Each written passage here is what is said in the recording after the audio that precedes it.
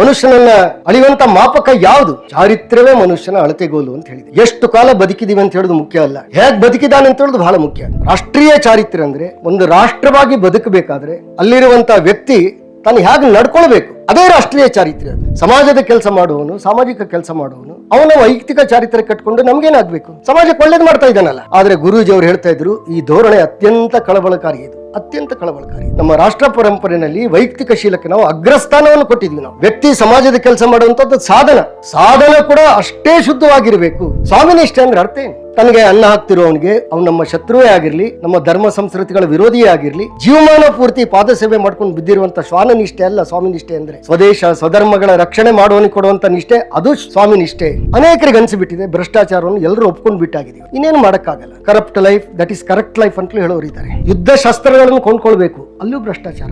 ರಾಷ್ಟ್ರೀಯ ಚಾರಿತ್ರ್ಯ ಒಂದ್ ಕಡೆ ಮಾತಾಡ್ತಾ ಭ್ರಷ್ಟಾಚಾರವನ್ನ ಒಪ್ಕೊಂಡ್ ಬಿಟ್ರೆ ಹೇಗಾಗ್ಬೋದು?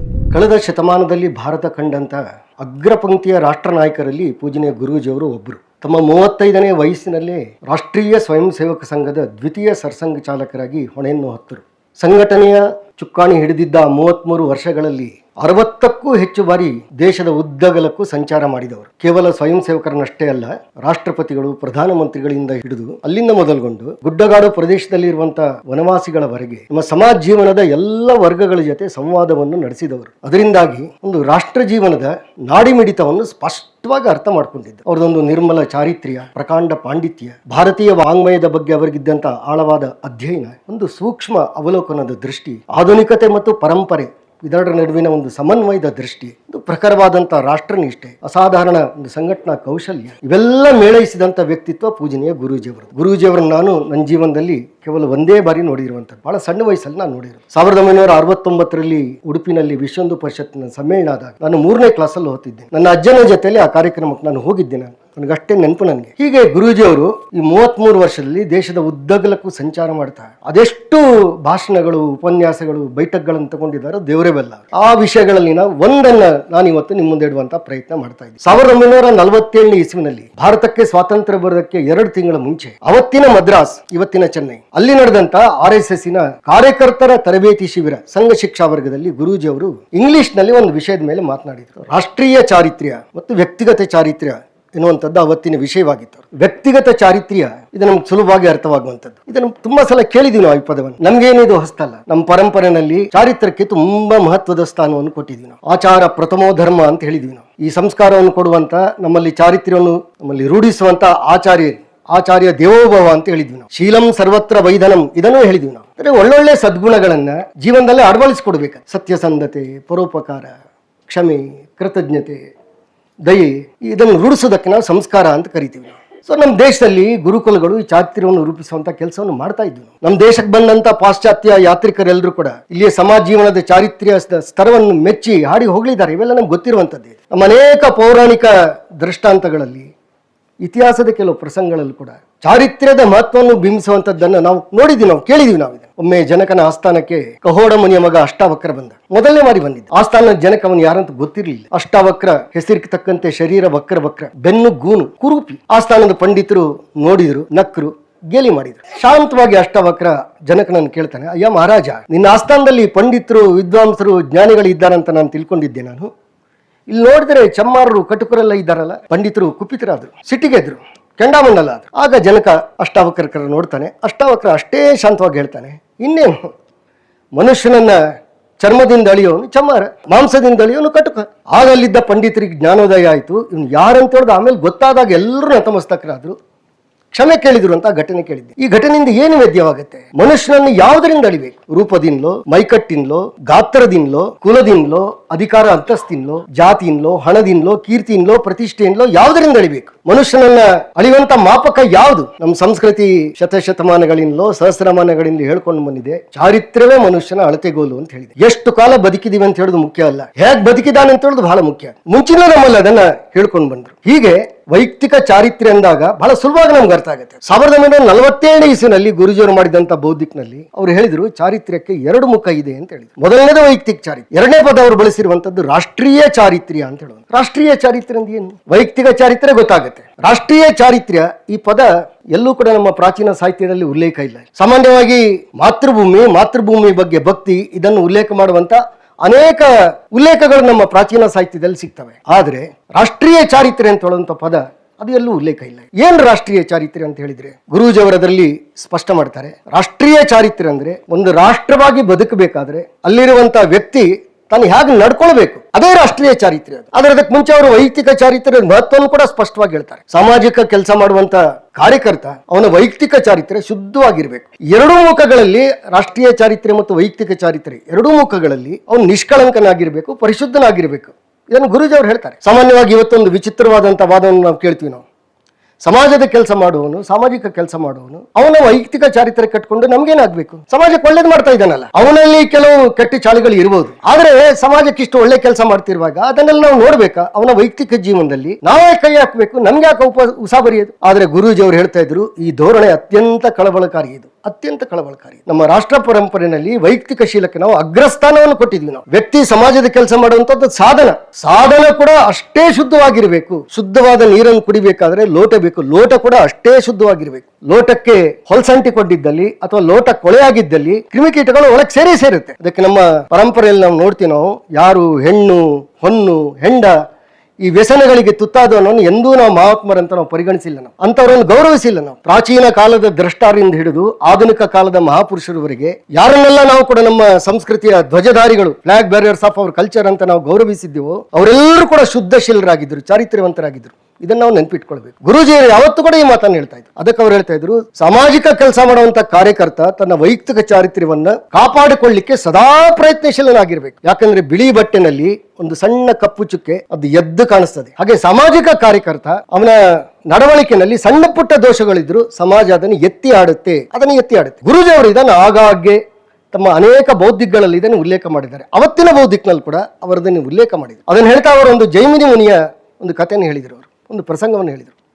ಜೈಮಿನಿ ಮುನಿ ನಮ್ಗೆಲ್ರಿಗೂ ಚೆನ್ನಾಗಿ ಗೊತ್ತಿದೆ. ವೇದವ್ಯಾಸರ ಶಿಷ್ಯ ಅವರು, ಪ್ರಕಾಂಡ ಪಂಡಿತ, ಬಹಳ ಮೇಧಾವಿ ಅವರು. ಹೀಗಾಗಿ ವ್ಯಾಸರಿಗೆ ತನ್ನ ಶಿಷ್ಯನ ಬಗ್ಗೆ ತುಂಬಾ ಅಭಿಮಾನ. ವ್ಯಾಸರು ಅನೇಕ ಗ್ರಂಥಗಳನ್ನ ರಚನೆ ಮಾಡಿದ್ದಾರೆ. ಅದರಲ್ಲಿ ಅವರು ಒಂದು ಶ್ಲೋಕ ಹೀಗಿತ್ತು, ಬಲವಾನ್ ಇಂದ್ರಿಯ ಗ್ರಾಮೋ ವಿದ್ವಾಂಸ ಅಪಿಕರ್ಷತಿ. ವ್ಯಾಸರ ಒಂದು ಶ್ಲೋಕದ ಒಂದು ಭಾಗ ಅದು. ಏನದರ ಅರ್ಥ? ಇಂದ್ರಿಯಗಳು ಎಷ್ಟು ಬಲವಾಗಿರುತ್ತೆ ಅಂತ ಹೇಳಿದ್ರೆ ಅದರ ಪ್ರಭಾವದಿಂದ ವಿದ್ವಾಂಸರು ಕೂಡ ಅದಕ್ಕೆ ಬಲಿಯಾಗ್ಬಿಡ್ತಾರೆ, ಇಂದ್ರಿಯಗಳ ಆಕರ್ಷಣೆಗೆ ಅಂತ ಅದರ ಅರ್ಥ ಇದೆ. ಅದನ್ನ ಶಿಷ್ಯರಿಗೆಲ್ಲ ಕಲಿಸ್ತಾ ಇದ್ರು. ಇವನು ಓದಿದಾನೆ.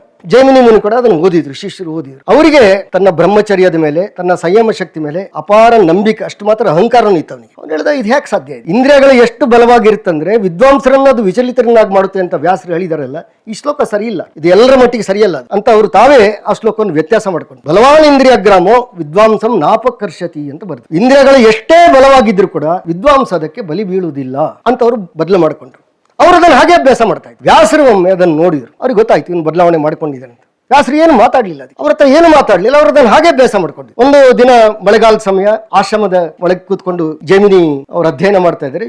ಜೋರಾಗಿ ಮಳೆ ಬಂತು. ಇಷ್ಟು ಜೋರಾಗಿ ಮಳೆ ಬಂತು, ಅದ್ರ ಜೊತೆಲಿ ಬಿರುಗಾಳಿನೂ ಬಂದ್ಬಿಡ್ತು. ಆಶ್ರಮದ ಮಡಿ ಮೇಲಿದ್ದಂತ ಹುಲ್ಲಿನ ಇದು ಎಲ್ಲ ಹಾರ್ಕೊಂಡು ಹೋಯ್ತು. ಒಳಗಡೆ ಜೈಮಿನಿಗಳು ಕೂತಿದ್ರು. ಇಷ್ಟು ಚಳಿಯಾಗ್ಲಿಕ್ಕೆ ಪ್ರಾರಂಭ ಆಯ್ತು. ಆಶ್ರಮದ ಒಳಗನೆ ಒಂದು ಮೂಲೆನಲ್ಲಿ ಅವ್ರು ಬೆಂಕಿ ಹಾಕಿದ್ರು. ಭಾರಿ ಗಾಳಿ ಮಳೆ ಬರ್ತಾ ಇದೆ, ಏನ್ ಮಾಡ್ಬೇಕಂತ ಅವರಿಗೂ ತೋಚಲಿಲ್ಲ. ಅಷ್ಟರಲ್ಲಿ ಒಬ್ಳು ತರುಣಿ ಇದ್ದಕ್ಕಿದ್ದಾಗ ಒಳಗೆ ಓಡಿ ಬಂದು ಮಳೆಯಲ್ಲಿ ಪೂರ್ತಿ ತೊಯ್ದು ಹೋಗಿದ್ಲು. ಚಳಿಯಲ್ಲಿ ಗಡಗಡೆ ನಡುತ್ತಾ ಇದ್ಲು. ಅವಳು ಕೇಳಿದ್ರು, ತುಂಬಾ ಚಳಿ ಆಗ್ತಿದೆ, ನಾನು ಬೆಂಕಿ ಪಕ್ಕದಲ್ಲಿ ನಿಂತ್ಕೊಳ್ಳ ಅಂತ ಕೇಳಿದ್ರು. ಜೈಮಿನಿ ಹೇಳಿದ್ರು, ನಿಂತ್ಕೊಳ್ಳಿ ಅಮ್ಮ ಅಂತ ಹೇಳಿ. ಇವ್ರು ಹೋದ್ಲು, ನಿಂತ್ಕೊಂಡ್ಲು. ಅಗ್ನಿಯ ಮಂದ ಬೆಳಕಿನಲ್ಲಿ ಶರೀರ ಪೂರ್ತಿ ತೊಯ್ದೋಗಿತ್ತು ಅವಳದು. ಆ ಬಟ್ಟೆನಲ್ಲಿ ಅವಳ ಅಂಗಸೌಷ್ಟವನ್ನು ನೋಡಿದ್ರು ಅವರು. ಸ್ವಲ್ಪ ವಿಚಲಿತರಾದ್ರು. ಅಷ್ಟೊತ್ತಿಗೆ ಇನ್ನೂ ಜೋರ್ ಮಳೆ ಬರ್ತಾ ಇತ್ತು, ಗಾಳಿ ಜೋರಾಗಿ ಬಂತು. ಅವಳು ತನ್ನ ಬಟ್ಟೆಯನ್ನೆಲ್ಲ ಹಾಕೊಂಡ ಬಟ್ಟೆಯನ್ನು ಹಾಗೆ ಹಿಂಡಿ ಅದನ್ನ ಬೆಂಕಿಯಲ್ಲಿ ಒಣಗಿಸ್ಲಿಕ್ಕೆ ಹೋದ್ರು. ಅಷ್ಟೊತ್ತಿಗೆ ಜೋರ್ ಗಾಳಿ ಬಂತು, ಆ ಬಟ್ಟೆ ಕೂಡ ಕೆಳಗೆ ಬಿದ್ದೋಯ್ತು. ಪೂರ್ತಿ ವಿವಸ್ತ್ರರಾದ್ಲು. ಆ ಸ್ಥಿತಿಯನ್ನು ಜೈಮಿನಿ ನೋಡಿದ್ರು. ತುಂಬಾ ವಿಚಲಿತರ. ಅವ್ರಿಗೆ ಅನಿಸ್ತಾ ಅವಳು ಬೇಕು ಅಂತ ಅನಿಸ್ಬಿಟ್ಟು ಆಗ ತರುಣಿಗೆ ತನ್ನ ಇಚ್ಛೆಯನ್ನು ವ್ಯಕ್ತಪಡಿಸಿದ್ರು. ಅವಳ ಜೊತೆ ಸೇರ್ಬೇಕು ಅಂತ ಹೇಳೋ ತನ್ನ ಇಚ್ಛೆಯನ್ನು ವ್ಯಕ್ತಪಡಿಸಿದ್ಲು. ಅವಳು ಹೇಳಿದ್ರು, ನೀವು ಮುನಿಗಳು, ನೀವು ಮೋಹದಿಂದ ದೂರ ಇರಿ ಅಂತ ಪದೇ ಪರಿಯಾಗಿ ಕೇಳ್ಕೊಂಡು. ಇವರು ಒಪ್ಪಲಿಲ್ಲ. ಇವರಲ್ಲಿ ಉನ್ಮಾದ ಏರಿಬಿಟ್ಟಿತ್ತು. ಆಗ ಅವಳೊಂದು ವಿಚಿತ್ರವಾದಂತ ಒಂದು ಷರತ್ತನ್ನು ಹಾಕಿದ್ರು. ಏನಿದೆ ಆ ಷರತ್ತು? ಅವಳು ಹೇಳ್ತಾರೆ, ಸರಿ, ನನ್ನನ್ನು ಇದೇ ಸ್ಥಿತಿಯಲ್ಲಿ ನೀವು ಬೆನ್ನ ಮೇಲೆ ಹೊತ್ಕೊಂಡು ಹೆಗಲ ಮೇಲೆ ಹೊತ್ಕೊಂಡು ಅಗ್ನಿಗೆ 3 ಪ್ರದಕ್ಷಿಣೆ ಬರಬೇಕು. ಆ ಪ್ರದಕ್ಷಿಣೆ ಬಂದ್ರೆ ನೀವು ನನ್ನ ಜೊತೆ ಸೇರ್ಬೋದು. ಅದಕ್ಕೂ ಒಪ್ಕೊಂಡ್ರು ನೋಡಿ ಜೈಮಿನಿ ಮುನಿ. ಆ ಜೈಮಿನಿ ಮುನಿ ಆಕೆಯನ್ನು ಹೆಗಲ ಮೇಲೆ ಹೊತ್ಕೊಂಡ್ರು. ಅದೇ ಸ್ಥಿತಿಯಲ್ಲಿ ಆ ನಗ್ನ ಸ್ಥಿತಿಯ ಮಹಿಳೆಯನ್ನು ಹೊತ್ಕೊಂಡು ಅಗ್ನಿಗೆ ಪ್ರದಕ್ಷಿಣೆ ಆಗ್ತಾ ಇದ್ರು. ಮೊದಲನೇ ಸುತ್ತ ಆಯ್ತಷ್ಟೇ, ಆಗ ಮೇಲಿಂದ ಅವಳು ತನ್ನ ಮುಷ್ಟಿಯಿಂದ ಅವರ ತಲೆಯನ್ನು ಮೊಟಕಿದ್ಲು. ಅವಳು ಕೇಳಿದ್ಲು, ಈ ಶ್ಲೋಕ ಬಲವಾನ್ ಇಂದ್ರಿಯ ಗ್ರಾಮೋ ವಿದ್ವಾಂಸಂ ನಾಪಕರ್ಷತಿ, ಇದು ಸರಿ ಅಲ್ವಾ ಅಂತ ಕೇಳಿದ್ಲು ತಲೆಗೆ ಮೊಟ್ಕೊಂಡು. ಇವರಿಗೆ ಇದ್ದಕ್ಕಿದ್ದಾಗ ಆಶ್ಚರ್ಯ ಆಯ್ತು. ತಕ್ಷಣ ಆಕೆಯನ್ನು ಕೆಳಗಿಳಿಸಿದ್ಲು. ಇಳಿಸಿದ್ರೆ ಅವಳು ತರುಣಿಯಲ್ಲ, ಸಾಕ್ಷಾತ್ ಭಗವಾನ್ ವೇದವ್ಯಾಸರೇ ಆಗಿದ್ರು.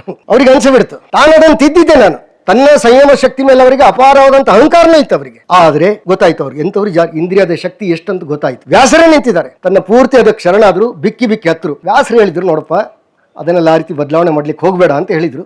ಈ ಕಥೆ ನಾವು ಕೇಳಿದ್ವಿ. ಇದನ್ನ ಗುರೂಜಿ ಅವರು 4 ಕಡೆಗಳಲ್ಲಿ, ಒಟ್ಟವರ ಭಾಷಣಗಳ ಸಿರೀಸ್ ನೋಡಿದ್ರೆ, ಮಾಲೆಗಳನ್ನು ನೋಡಿದ್ರೆ 4 ಕಡೆಗಳಲ್ಲಿ ಉಲ್ಲೇಖ ಮಾಡಿದ್ದಾರೆ. ಸಾಮಾಜಿಕ ಕಾರ್ಯಕರ್ತ ತನ್ನ ವೈಯಕ್ತಿಕ ಚಾರಿತ್ರ್ಯದ ಬಗ್ಗೆ ಬಹಳ ಎಚ್ಚರಿಕೆಯನ್ನು ವಹಿಸಬೇಕು. ಇದನ್ನೇ ಅವಲ್ ಗುರೂಜಿ ಅವರು ಹೇಳ್ತಾ ಇದ್ರು. ರಾಷ್ಟ್ರೀಯ ಚಾರಿತ್ರ್ಯ ಅಂದ್ರೇನು? ವೈಯಕ್ತಿಕ ಚಾರಿತ್ರ್ಯ ಎಲ್ರಿಗೂ ಅರ್ಥ ಆಗುತ್ತೆ. ರಾಷ್ಟ್ರೀಯ ಚಾರಿತ್ರ್ಯ ಅಂದ್ರೇನು? ರಾಷ್ಟ್ರೀಯ ಚಾರಿತ್ರ್ಯ ಅಂದ್ರೆ ಗುರೂಜಿ ಅವರು ಅವತ್ತಿನ 47ರ ಬೌದ್ಧಿಕ್ನಲ್ಲಿ ಹೇಳಿದ್ರು, ಅತ್ಯಂತ ಸರಳವಾಗಿ ಹೇಳುವುದಾದ್ರೆ ಅದೊಂದು ರಾಷ್ಟ್ರಾಭಿಮಾನ, ರಾಷ್ಟ್ರ ಪ್ರೇಮ, ಅದು ದೇಶಭಕ್ತಿ, ಅದು ರಾಷ್ಟ್ರಹಿತದ ಪ್ರೀತಿ, ಅದು ನೇಷನ್ ಫಸ್ಟ್ ಅಂತ ಹೇಳುವಂತ ಮನೋಭಾವ, ಅದು ರಾಷ್ಟ್ರಹಿತದ ಜೊತೆ ಎಂದೂ ನಾನು ರಾಜಿ ಮಾಡಿಕೊಳ್ಳೋದಿಲ್ಲ ಎನ್ನುವಂಥ ಒಂದು ವಜ್ರ ಕಠೋರತೆ ಇದು. ಜಾತಿ, ಮತ, ಪಂಥ, ಪ್ರಾಂತ, ಭಾಷೆ ಎಲ್ಲ ಅಭಿನವೇಶಗಳಿಗಿಂತ ಮೇಲೆದ್ದು ರಾಷ್ಟ್ರವೇ ಮಿಗಿಲು ಎನ್ನುವಂಥ ಒಂದು ದೃಷ್ಟಿ ಮತ್ತು ಅದಕ್ಕೆ ತಕ್ಕಂಥ ವ್ಯವಹಾರ. ಇದು ಕೇವಲ ಯುದ್ಧದ ಸಮಯದಲ್ಲೋ ಕ್ರಿಕೆಟ್ ಮ್ಯಾಚ್ ಸಮಯದಲ್ಲೋ ಪ್ರಕಟವಾಗುವಂಥದ್ದಲ್ಲ, ಅದು ನಿತ್ಯ ಜೀವನದಲ್ಲಿ ಅದು ಅಭಿವ್ಯಕ್ತಿಗೊಳ್ಬೇಕಾದ್ರೆ patriotism applied in civic life. ಇದನ್ನ ಮತ್ತು ಗುರೂಜಿ ಅವರು ಅವತ್ತಿನ ಭಾಷಣದಲ್ಲಿ ಅದನ್ನು ಅವರು ಹೇಳಿದರು. ರಾಷ್ಟ್ರೀಯ ಚಾರಿತ್ರ್ಯ ಅಂದ್ರೆ ಇದು ರಾಷ್ಟ್ರೀಯ ಚಾರಿತ್ರ್ಯ ಅಂತ. ನೋಡಿ, ರಾಷ್ಟ್ರೀಯ ಚಾರಿತ್ರ್ಯ ಈ ಶಬ್ದ ಅದಕ್ಕೆ ಮುಂಚೆಲ್ಲೂ ಬಳಕೆಯಲ್ಲಿ ಇರಲಿಲ್ಲ. ಗುರೂಜಿ ಅವರು ಅವತ್ತು ಆ ಭಾಷಣದಲ್ಲಿ ಅದನ್ನು ಉಲ್ಲೇಖ ಮಾಡಿದರು. ಅವತ್ತಿನಿಂದ ಇವತ್ತಿನವರೆಗೆ RSS ನ ಕಾರ್ಯಕರ್ತರ ತರಬೇತಿ ಶಿಬಿರದಲ್ಲಿ ಇವತ್ತಿಗೂ ಅದೊಂದು ಪಠ್ಯಕ್ರಮದ ವಿಷಯವಾಗಿದೆ, ರಾಷ್ಟ್ರೀಯ ಚಾರಿತ್ರ್ಯ ಅಂತ. ಇವತ್ತು ಅದಕ್ಕಿನ್ನೂ ಅನೇಕ ಮುಖಗಳನ್ನು ಅನೇಕರ ಆಮೇಲೆ ಸೇರಿಸಿದ್ದಾರೆ. ಗುರೂಜಿ ಅವರ ವಿಷಯವನ್ನ ಆಧಾರವಾಗಿ ಇಟ್ಕೊಂಡು ಯಾರೊಬ್ರು ಚಿಂತಕರು, ನನಗೆ ಅವರ ಹೆಸರು ನಾನು ಮರ್ತಿದ್ದೀನಿ, ಅವರು ಹೇಳಿದರು ಅದಕ್ಕೆ 2 ಚಾರಿತ್ರ್ಯವನ್ನು ಸೇರಿಸಬಹುದು ಅಂತ. ಗುರೂಜಿ ಅವರು ನಮಗೊಂದು ಹೊಸ ದೃಷ್ಟಿ ಕೊಟ್ಟರು. ವೈಯಕ್ತಿಕ ಚಾರಿತ್ರ್ಯ ಮತ್ತು ರಾಷ್ಟ್ರೀಯ ಚಾರಿತ್ರ್ಯ, ಅದಕ್ಕೆ ಸಾಮಾಜಿಕ ಚಾರಿತ್ರ್ಯ ಅಂತ ಸೇರಿಸಬೇಕು ಅಂತ. ಸಮಾಜ ಜೊತೆ ಹೇಗೆ ನಡ್ಕೊಳ್ಬೇಕು, ದಾನ, ಪರೋಪಕಾರ ಇತ್ಯಾದಿಗಳನ್ನ ಇಟ್ಕೊಂಡು ಒಬ್ರು ನೇತ್ರದಾನ, ಇವತ್ತೆಲ್ಲ ಆ ರೀತಿ ಶಬ್ದಗಳೆಲ್ಲ ಬರ್ತಾ ಇದೆ. ಹೀಗಾಗೊಂದು ಸಾಮಾಜಿಕ ಚಾರಿತ್ರ್ಯ, ಎರಡನೇದು ವೈಶ್ವಿಕ ಚಾರಿತ್ರ್ಯ, ಅದು ವಿಶ್ವ ಜೊತೆಯಲ್ಲಿ ಹೇಗೆ ನಡ್ಕೊಳ್ಬೇಕು ನಾವು. ಈ 4 ಮುಖಗಳಿದೆ ಅಂತ ಇವತ್ತು ಯಾರೊಬ್ರು ಬರೆದ ಲೇಖನವನ್ನು ನಾನು ಇತ್ತೀಚೆಗೆ ಓದಿದ್ದು ನೆನಪಿದೆ ನನಗೆ. ಅಂದರೆ ಗುರೂಜಿ ಅವರು ಅಂತ ಹೇಳಬೇಕಾದ್ರೆ ರಾಷ್ಟ್ರೀಯ ಚಾರಿತ್ರ್ಯ, ಇದನ್ನು ಗುರೂಜಿ ಅವರು ಬಹಳ ಸ್ಪಷ್ಟವಾಗಿ ಎಲ್ಲ ಅದನ್ನು ಅವರು ಅನೇಕ ಉದಾಹರಣೆಗಳ ಸಹಿತ ಅವರು ವಿವರಿಸಿದ್ರು. ಅವರು ಸ್ವಾತಂತ್ರ್ಯ ಹೋರಾಟದ ಸಂದರ್ಭದಲ್ಲಿ ನಮಗಿದು ಅಗತ್ಯ ಇರಲಿಲ್ಲ, ವಾತಾವರಣವೇ ದೇಶಭಕ್ತಿಯಿಂದ ತುಳುಕಿ ತುಂಬ್ತಾ ಇತ್ತು, ಅದು ನಮಗೆಲ್ಲ ಗೊತ್ತಾಯಿತು. ಅವತ್ತಿನ ಯುವಕರಿಗೆ ತಿಲಕ್, ಗಾಂಧಿ, ನೆಹರು, ಸುಭಾಷ್ ಚಂದ್ರ ಬೋಸ್ ಆದರ್ಶಪ್ರಾಯರಾಗಿದ್ದರು. ವೇಷಭೂಷೆಗಳಲ್ಲಿ ಅದು ಎದ್ದು ಕಾಣಿಸ್ತಾ ಇತ್ತು, ಭಾಷೆನಲ್ಲೂ ಎದ್ದು ಕಾಣಿಸ್ತಾ ಇತ್ತು. ಸ್ವದೇಶಿ ಬಗ್ಗೆ ಜನ ಅಭಿಮಾನ ಪಟ್ಕೊಳ್ತಿದ್ರು, ವಿದೇಶಿ ವಸ್ತುಗಳಿಗೆ ಬಹಿಷ್ಕಾರ ಬಿದ್ದಿತ್ತು. ಮಹಾತ್ಮ ಗಾಂಧೀಜಿಯವರು, ಮದನ್ ಮೋಹನ್ ಮಾಲವೀಯರು ಸ್ವದೇಶಿ ಉಡುಪಿನಲ್ಲೇ ದುಂಡು ಮೇಜಿನ ಪರಿಷತ್ತಿಗೆ, ರೌಂಡ್ ಟೇಬಲ್ ಕಾನ್ಫರೆನ್ಸ್ಗೆ ಇಂಗ್ಲೆಂಡಿಗೆ ಹೋದ್ರು. ಸಾಮಾನ್ಯ ಜನ ಅದನ್ನು ಕೇಳಿದಾಗ ಅವರ ಜನರ ಎದೆ ಹೆಮ್ಮೆಂದು ಉಬ್ಬಿತ್ತು ಅವರಿಗೆ. ಚರ್ಚಿಲ್ ಅವರು ಮಹಾತ್ಮ ಗಾಂಧಿಯವರನ್ನ ಅರೆನಗ್ನ ಫಕೀರ ಅಂತ ಕರೆದು, ಅರೆನಗ್ನ ಫಕೀರ ಅಂತ ವ್ಯಂಗ್ಯದಿಂದ ಹೇಳಿದ್ದವರು. ಆದರೆ ಗಾಂಧೀಜಿ ಅವರು ಅದನ್ನು ಅಭಿಮಾನದ ಮಾತಂತಲೇ ಪರಿಗಣಿಸಿದ್ರು. ಅಶುತೋಷ್ ಮುಖರ್ಜಿ ಅವರು ಉಚ್ಚ ನ್ಯಾಯಾಧೀಶರಾದಾಗಲೂ ಸ್ವದೇಶಿ ಉಡುಪನ್ನು ಬಿಡ್ಲಿಲ್ಲ ಅವರು. ಈಶ್ವರ್ ಚಂದ್ರ ವಿದ್ಯಾಸಾಗರ ಕಥೆ ಅಂತ ಕೇಳಿದ್ವಿ ನಾವು. ಅಂದ್ರೆ ಯುವಕರ ಬಾಯಿನಲ್ಲಿ ವಂದೇ ಮಾತರಂ ಹಾಡಿತ್ತು, ಕೈನಲ್ಲಿ ತಿಲಕ್, ಸಾವರ್ಕರ್, ವಿವೇಕಾನಂದರ ಗ್ರಂಥಗಳಿದ್ವು, ಮನೆಯ ಗೋಡೆಗಳ ಮೇಲೆ ಗಾಂಧಿ, ನೆಹರು, ಸುಭಾಷ್ ಚಂದ್ರ ಬೋಸ್ ಅವರ ಚಿತ್ರಗಳಿತ್ತು. ಅಂತಃಕರಣದಲ್ಲಿ ದೇಶಭಕ್ತಿಯ ಒಂದು ಕಿಚ್ಚಿತ್ತು, ನಡೆನುಡಿಯಲ್ಲಿ ಸ್ವಾಭಿಮಾನದ ಕೆಚ್ಚಿತ್ತು, ವಾತಾವರಣವೇ ಹಾಗಿತ್ತು. ಹೀಗಾಗಿ ಆಗ ರಾಷ್ಟ್ರೀಯ ಚಾರಿತ್ರ್ಯ ಅಥವಾ ದೇಶಭಕ್ತಿ ಇದನ್ನು ಹೇಳಬೇಕಾದಂತ ಪ್ರಮೇಯ ಇರಲಿಲ್ಲ. ಆದ್ರೆ ಗುರೂಜಿ ಅವರಿಗೆ ಭಾಷಣ ಮಾಡಿದ ಸಂದರ್ಭ ನೋಡಿ, ಆಗ ಸ್ವಾತಂತ್ರ್ಯ ಸಿಕ್ಕುತ್ತೆ, ಸ್ವಾತಂತ್ರ್ಯ ಹತ್ರ ಬಂದಿದೆ, ಸಮನಿಸಿದೆ ಅಂತ ಹೇಳೋದು ಎಲ್ರಿಗೆ ಗೊತ್ತಾಗಿತ್ತು. ಅಂತ ಸಂದರ್ಭದಲ್ಲಿ 1947ರಲ್ಲಿ ಮೇ ತಿಂಗಳಲ್ಲಿ ಅಲ್ಲಿ ಗುರೂಜಿ ಅವರು ಮಾಡಿದ ಭಾಷಣ ಇದು, ರಾಷ್ಟ್ರೀಯ ಚಾರಿತ್ರ್ಯ. ಯಾಕೆ ಅವರು ಹೇಳಿದರು? ಅವರು ಹೇಳಿದ್ರು, ಕೆಲವೇ ತಿಂಗಳಲ್ಲಿ ಸ್ವಾತಂತ್ರ್ಯ ಬರುತ್ತೆ, ಆಮೇಲೆ ಹೇಗಿರುತ್ತೆ, ಆಮೇಲೆ ಪರಿಸ್ಥಿತಿ ಹೇಗಿರುತ್ತೆ. ಈಗಂತೂ ಬ್ರಿಟಿಷರಿದ್ದಾರೆ, ಅದಕ್ಕೋಸ್ಕರ ಎಲ್ಲ ಕಡೆ ದೇಶಭಕ್ತಿ ವಾತಾವರಣ ಕಾಣಿಸ್ತಾ ಇದೆ. ಒಂದರ್ಥದಲ್ಲಿ ಇದು ಬ್ರಿಟಿಷರ ವಿರೋಧ ಇದು. ಆದರೆ ಸ್ವಾತಂತ್ರ್ಯ ಸಿಕ್ಕ ಮೇಲೆ ದೇಶಭಕ್ತಿ ಇರುತ್ತಾ? ಈ ಭಾವ ಇದ್ದೇ ಇರುತ್ತಾ? ಇದು ಗುರೂಜಿಯವರ ಮನಸ್ಸಲ್ಲಿ ಇದ್ದಂಥ ಪ್ರಶ್ನೆ ಇದು.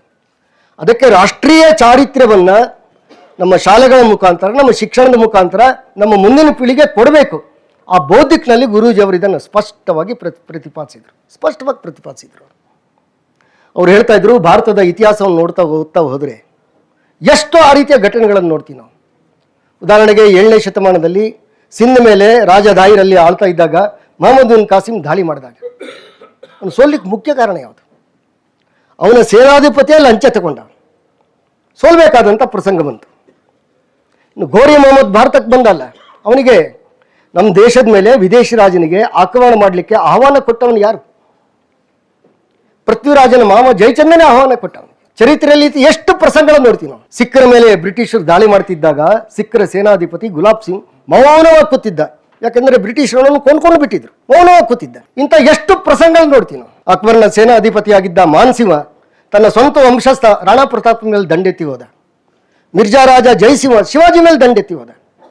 ಮಿರ್ಜಾ ರಾಜ ಜಯಸಿಂಹ ಪರಮ ಶಿವಭಕ್ತ, ಸೋಮವಾರ ಉಪವಾಸ ಮಾಡ್ತಿದ್ದವನು. ಆದರೆ ಔರಂಗಜೇಬನಿಗೆ ಅಡಿಯಾಳಾಗಿದ್ದವನು. ಅವನು ಯಾರ ಮೇಲೆ ಅವನು ಹೋಗಿದ್ದವನು? ದಂಡೆತ್ತಿ ಹೋಗಿದ್ದು ಶಿವಾಜಿ ಮೇಲೆ. ಶಿವಾಜಿ ಮಹಾರಾಜ ಅವನಿಗೆ ಪತ್ರ ಬರೀತಾನೆ, ನೋಡು ನೀನು ಅವನ ಕೆಳಗೆ ಹಾಕಿದ್ಯಾ, ನಾನು ನಿನ್ನನ್ನು ರಾಜನನ್ನಾಗಿ ಮಾಡ್ತೀನಿ, ಸ್ವಧರ್ಮ ಸ್ವರಾಜ್ಯ ಸಂಸ್ಕೃತಿ ನಾವಿಬ್ಬರು ಸೇರಿ ರಕ್ಷಣೆ ಮಾಡೋಣ, ಅವನ ಜೊತೆ ಸೇರ್ಕೊಂಡು ಏನ್ ಮಾಡ್ತಿದ್ಯಾ ನೀನು? ಅವನ ತಲೆಗೆ ಹೋಗ್ಲೇ ಇಲ್ಲ ಇದು. ಗುರೂಜಿ ಅವರು ಇದನ್ನು ಹೇಳ್ತಾ ಇದ್ದಾರೆ. ಸ್ವಾಭಿಮಾನ ಅಂದ್ರೆ ಅರ್ಥ ಏನು? ಸ್ವಾಮಿನಿಷ್ಠೆ ಅಂದ್ರೆ ಅರ್ಥ ಏನು? ತನಗೆ ಅನ್ನ ಹಾಕ್ತಿರೋವನಿಗೆ, ಉಪ್ಪುಣಿಸ್ತಾ ಇರೋವನಿಗೆ, ಅವನು ನಮ್ಮ ಶತ್ರುವೇ ಆಗಿರಲಿ, ನಮ್ಮ ಧರ್ಮ ಸಂಸ್ಕೃತಿಗಳ ವಿರೋಧಿಯೇ ಆಗಿರಲಿ, ಜೀವಮಾನ ಪೂರ್ತಿ ಪಾದಸೇವೆ ಮಾಡ್ಕೊಂಡು ಬಿದ್ದಿರುವಂಥ ಶ್ವಾನ ನಿಷ್ಠೆ ಅಲ್ಲ ಸ್ವಾಮಿ ನಿಷ್ಠೆ ಅಂದ್ರೆ. ಸ್ವದೇಶ ಸ್ವಧರ್ಮಗಳ ರಕ್ಷಣೆ ಮಾಡುವವನಿಗೆ ಕೊಡುವಂಥ ನಿಷ್ಠೆ ಅದು ಸ್ವಾಮಿ ನಿಷ್ಠೆ. ಸ್ವಾಭಿಮಾನ ಅಂದ್ರೆ ವ್ಯಕ್ತಿಗತ ಅಭಿಮಾನ ಅಲ್ಲ. ಅದು ತನ್ನೆಲ್ಲ ಮಾನಾಪಮಾನಗಳನ್ನು ಬದಿಗಿಟ್ಟು ಎತ್ತಿ ಹಿಡಿಯಬೇಕಾದಂಥ ರಾಷ್ಟ್ರಾಭಿಮಾನ, ಸ್ವದೇಶಾಭಿಮಾನ, ಅದು ಸ್ವಾಭಿಮಾನ. ಅವ್ರು ಹೇಳ್ತಾ ರಾಜ ಮಾನ್ಸಿಂಗನ ಉದಾಹರಣೆ ಕೊಟ್ಟರು. ರಾಜ ಮಾನ್ಸಿಂಗ ಅಕ್ಬರ್ನ ಸರ್ದಾರ್ನಾಗಿದ್ದವನು. ತನ್ನ ತಂಗಿಯನ್ನು ಅಕ್ಬರ್ನಿಗೆ ಕೊಟ್ಟು ಮದುವೆ ಮಾಡಿದ. ಅವನ ತಂಗಿ ಅಕ್ಬರ್ನ ಅಂತಃಪುರದಲ್ಲಿ ಭೋಗ ದಾಸಿಯಾದಳು. ಅಕ್ಬರ್ನಿಗೋಸ್ಕರ ತನ್ನ ವಂಶಸ್ಥರ ರಕ್ತದ ಕೋಡಿಯನ್ನು ಹರಿಸಿದವನು. ರಜಪುತ್ರದ್ದೇ ಕೋಡಿ ಹರಿಸಿದವನು, ರಕ್ತದ ಕೋಡಿ ಹರಿಸಿದ. ಅಕ್ಬರ ದರ್ಬಾರ್ನಲ್ಲಿ ಎಂಜಲು ಮಾಡಿಕೊಟ್ಟಂತ ರೊಟ್ಟಿಯ ಚೂರನ್ನ ತನ್ನ ಬಾಳಿನ ಪರಮೋಚ್ಚ ಸೌಭಾಗ್ಯ ಅಂತ ಸ್ವೀಕಾರ ಮಾಡಿದ. ಇಷ್ಟೆಲ್ಲ ಮಾಡಿದಾಗಲೂ ಅವನಿಗೆ ತನ್ನ ಸ್ವಾಭಿಮಾನಕ್ಕೆ ಕುಂದು ಬಂತು ಅಂತ ಅನಿಸ್ಲಿಲ್ಲ ಅವನಿಗೆ. ಆದರೆ ರಾಣಾ ಪ್ರತಾಪ ತನ್ನ ಜೊತೆ ಊಟ ಮಾಡ್ಲಿಕ್ಕೆ ನಿರಾಕರಿಸಿದ. ಇದವನು ಸ್ವಾಭಿಮಾನಕ್ಕೆ ಬಹಳ ಧಕ್ಕೆ ಕೊಡ್ತ ಅವನಿಗೆ. ಹೀಗಾಗಿ ರಾಣಾ ಪ್ರತಾಪ್ನ ನಾಶ ಮಾಡ್ತೀನಿ ಅಂತ ಸಂಕಲ್ಪ ತೊಟ್ಟ, ಸೈನ್ಯ ತಗೊಂಡು ಹೋದವನು. ಗುರೂಜಿಯವರು ಈ ಉದಾಹರಣೆಯನ್ನು ಅನೇಕ ಬೌದ್ಧಿಗಳಲ್ಲಿ ಉಲ್ಲೇಖ ಮಾಡಿದ್ದಾರೆ. ಇದರಲ್ಲಿ ನಮ್ಮ ಶತ್ರು ಯಾರು, ನಮ್ಮ ಮಿತ್ರ ಯಾರು, ಈ ದೃಷ್ಟಿಯೇ ಕಳ್ಕೊಂಡು ಬಿಟ್ವಲ್ಲ. ಆಗ ರಾಷ್ಟ್ರ ಅಂತ ಇರಲಿಲ್ಲ, ಸಾಮ್ರಾಜ್ಯಗಳಿತ್ತು. ಆದರೆ ಈ ದೃಷ್ಟಿ ಬೇಕಾಗಿತ್ತಲ್ಲ ನಮಗೆ. ಅದಕ್ಕೆ ಗುರೂಜಿಯವರು ಹೇಳ್ತಾರೆ, ರಾಷ್ಟ್ರೀಯ ಚಾರಿತ್ರ್ಯ ಇದು ಅಗತ್ಯವಾಗಿ ನಾವೆಲ್ಲರೂ ಧರಿಸಬೇಕಾದಂಥ ಗುಣ, ರೂಢಿಸ್ಕೊಳ್ಬೇಕಾದಂಥ ಗುಣ. ಆ ಬೌದ್ಧಿಕನಲ್ಲಿ ಗುರೂಜಿಯವರು ಸ್ಪಷ್ಟ ಮಾಡ್ತಾರೆ.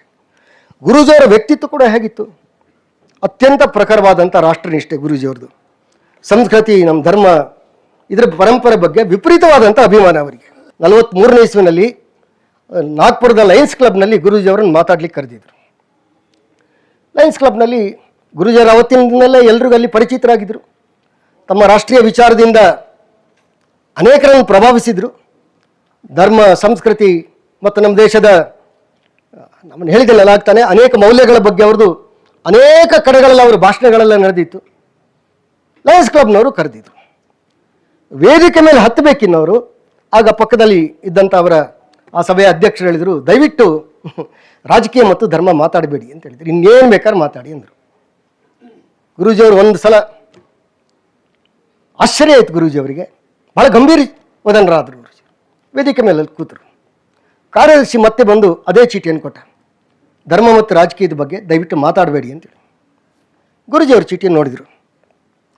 ಪ್ರಾರಂಭದಲ್ಲೇ, ತನ್ನ ಭಾಷಣದ ಪ್ರಾರಂಭದಲ್ಲೇ ಅದನ್ನೇ ಉಲ್ಲೇಖ ಮಾಡಿದರು ಅವರು. ನನಗಿಲ್ಲಿ ಚೀಟಿ ಕೊಟ್ಟಿದ್ದಾರೆ, ಈಗ ನಾನು ರಾಜಕೀಯ ಮತ್ತು ಧರ್ಮ ಮಾತನಾಡಬಾರ್ದು ಅಂತ ಹೇಳಿದ್ದಾರೆ. 43ನೇ ಇಸ್ವಿ ನೆನಪಿಟ್ಕೊಳ್ಳಿ, ಸ್ವಾತಂತ್ರ್ಯ ಸಿಕ್ಕಿರಲಿಲ್ಲ ನಮಗೆ. ಗುರೂಜಿಯವರು ಹೇಳಿದರು, ರಾಜಕೀಯ ಮಾತನಾಡಬಾರ್ದು ಅಂತ ಹೇಳಿದರೆ ನನಗೆ ಅರ್ಥ ಆಗುತ್ತೆ. ಲಯನ್ಸ್ ಕ್ಲಬ್ನವರು ಚೀಟಿ ಕೊಟ್ಟಿದ್ದಾರೆ, ಯಾಕೆ ಹೇಳಿದ್ದಾರೆ ಅಂತ ಅರ್ಥ ಆಗುತ್ತೆ. ಆದರೆ ಧರ್ಮ ಮಾತನಾಡಬಾರ್ದು ಅಂತ ಹೇಳಿದರೆ ಏನು ಅರ್ಥ? ನಮ್ಮ ದೇಶದಲ್ಲಿ ಧರ್ಮ ಮಾತನಾಡಬಾರ್ದು ಅಂದರೆ ಅರ್ಥ ಏನು? ವಿವೇಕಾನಂದರು ಯಾವಾಗಲೂ ಒಂದು ಮಾತನ್ನು ಹೇಳ್ತಾ ಇದ್ರು, ಮ್ಯಾನ್ ವಿದೌಟ್ ಧರ್ಮ is A man without heart. ಅಷ್ಟು ಮಾತ್ರ ಅಲ್ಲ, ಸಂಸ್ಕೃತದಲ್ಲಿ ಒಂದು ಸುಭಾಷಿತ ಇದೆ, ಧರ್ಮೇಣಹೀನ ಪಶುಭಿ ಸಮಾನ. ಧರ್ಮ ಇಲ್ಲದಿದ್ದನು ಪ್ರಾಣಿಗೆ ಸಮಾನ ಅಂತ. ಆ ದೃಷ್ಟಿಯಲ್ಲಿ ನೋಡೋದಾದರೆ ಲಯನ್ಸ್ ಕ್ಲಬ್ ತನ್ನ ಹೆಸರನ್ನು ಸಾರ್ಥಕ ಮಾಡಿಕೊಂಡಿದೆ. ಯಾಕಂದರೆ ಪ್ರಾಣಿ ತಾನೇ ಅದು, ಅದಕ್ಕೆ ಇಲ್ಲಿ ಮಾತಾಡುವಾಗಿಲ್ಲ. ಅಲ್ಲಿ ಈ ರೀತಿ ಮಾತಾಡಿ ಧರ್ಮದ ಬಗ್ಗೆನೇ ಅವರು ಉಪನ್ಯಾಸ ಮಾಡಿದರು. ಭಾಳ ಪ್ರಸಿದ್ಧವಾದಂಥ ಭಾಷಣ ಅದು. ಗುರೂಜಿಯವರ ಸಮಗ್ರ ಪುಸ್ತಕವನ್ನು ತೆಗೆದು ನೋಡಿದ್ರೆ ಆ ಭಾಷಣ ಅದರಲ್ಲಿ ಓದ್ಬೋದು ನಾವು. ಅಂದರೆ ಎಲ್ಲದರ ಜೊತೆ ಚೌಕಾಸಿ ಮಾಡ್ಕೊಳ್ತಿರ್ಲಿಲ್ಲ. ನಾನು ಹೇಳಿದಲ್ಲ, ನಮ್ಮ ಧರ್ಮ, ಸಂಸ್ಕೃತಿ, ರಾಷ್ಟ್ರ, ಇದರ ಬಗ್ಗೆ ಎಂದಿಗೂ ರಾಜಿ ಮಾಡ್ಕೊಳ್ಬಾರ್ದು ಅನ್ನುವಂಥ ವಜ್ರ ಕಠೋರತೆ, ಇದು ರಾಷ್ಟ್ರೀಯ ಚಾರಿತ್ರ್ಯದ ಲಕ್ಷಣ. ಇದು ಗುರೂಜಿಯವರು ಅದೇ ರೀತಿ ಇದ್ದರು. ಅವರು ಕೆಲವು ಸಂಗತಿಗಳನ್ನು ಅವರಿಗೆ ಸಹಿಸಿಕೊಳ್ಳಿಕ್ಕೆ ಆಗ್ತಿರ್ಲಿಲ್ಲ. ಇತಿಹಾಸದಲ್ಲಿ ಅನೇಕ ಸಂಗತಿಗಳನ್ನು ನಮಗೆ ತಪ್ಪಾಗಿಯೇ ಕಲಿಸಿದ್ದಾರೆ ಅಥವಾ ಆ ರೀತಿ ಬಿಂಬಿಸ್ತಾ ಇದ್ದಾರೆ. 1953ರಲ್ಲಿ ಅವರು ಚಿತ್ತೋಡಕ್ಕೆ ಹೋದರು. ಚಿತ್ತೋಡ್ನಲ್ಲಿ ಅನೇಕ ಕೋಟೆಗಳನ್ನು ನೋಡ್ತಾ ನೋಡ್ತಾ ಆ ಪದ್ಮಿನಿ ಮಹಲಿಗೆ ಬಂದರು. ಅವರಲ್ಲಿ ಆ ಪದ್ಮಿನಿ ಮಹಲ್ನಲ್ಲಿ ಅಲ್ಲಿದ್ದಂಥ ಗೈಡ್ ವರ್ಣನೆ ಮಾಡ್ತಾ ಇದ್ದ, ಸರ್ಕಾರಿ ಗೈಡ್ ಅವನು ಇದ್ದಾನಲ್ಲ, ಅವನು ಹೇಳ್ದ ಒಂದು ಜಾಗಕ್ಕೆ ಕರ್ಕೊಂಡು ಬಂದ. ರಾಣಾ ರತನ್ ಸಿಂಗ್ ಅವನು ತನ್ನ ಹೆಂಡತಿಯಾದ ಪದ್ಮಿನಿಯ ಪ್ರತಿಬಿಂಬವನ್ನು ಅಲ್ಲಾವುದ್ದೀನ್ ಖಿಲ್ಜಿಗೆ ಕನ್ನಡಿಯಲ್ಲಿ ತೋರಿಸ್ದಲ್ಲ, ಆ ಜಾಗ ಇದು ಅಂತ ಹೇಳ್ದ. ಗುರುಜಿಯವರು ಏಕ್ದಮ್ ಸಿಟ್ಟು ಬಂತು ಗುರುಜಿಯವರಿಗೆ. ಗುರುಜಿಯವರು ಅಲ್ಲೇ ಜೋರಾಗಿ ಹೇಳಿದರು, ಪೂರ್ತಿ ಸುಳ್ಳಿದು, ಅಪ್ಪಟ ಸುಳ್ಳಿದು ಅಂತ ಗುರುಜಿಯವರು ಹೇಳಿದರು. ಅವನಿಗೆ ಆಶ್ಚರ್ಯ ಆಯಿತು, ಅವನು ಗೈಡ್ ಅವನು. ಗುರುಜಿಯವರು ಹೇಳಿದರು, ಎಲ್ಲೂ ಕೂಡ ಅದರಲ್ಲಿ ಚರಿತ್ರೆಯಲ್ಲಿ ಇದಕ್ಕೆ ಯಾವುದೇ ಸಾಕ್ಷ್ಯ ಇಲ್ಲ. ಒಂದು ಸಣ್ಣ ಅಪಮಾನ ಆದರೂ ಮೀಸೆ ತಿರುವಿ ಸ್ವಾಭಿಮಾನದಿಂದ ಎದ್ದು ನಿಲ್ಲುವಂಥ ರಜಪೂತಿ ಜನಾಂಗಕ್ಕೆ ಸೇರಿದಂಥ ರಾಜ ತನ್ನ ಹೆಂಡತಿಯ ಪ್ರತಿಬಿಂಬವನ್ನು ಕೂಡ ತೋರಿಸ್ಲಿಕ್ಕೆ ಸಾಧ್ಯ ಇಲ್ಲ. ಇದು ಹೇಗಿದು ಒಪ್ಕೊಳ್ಳೋದು ಇದನ್ನು? ಅಲ್ಲಿದ್ದವರೆಲ್ಲ ಆಶ್ಚರ್ಯಚಕಿತರಾದರು. ಹೇಳ್ತಾ ಇರೋರು ಯಾರು? ಮತ್ತೆ ಮಹಾನ್ ನಾಯಕರೊಬ್ಬರು ಹೇಳ್ತಿದ್ದಾರೆ.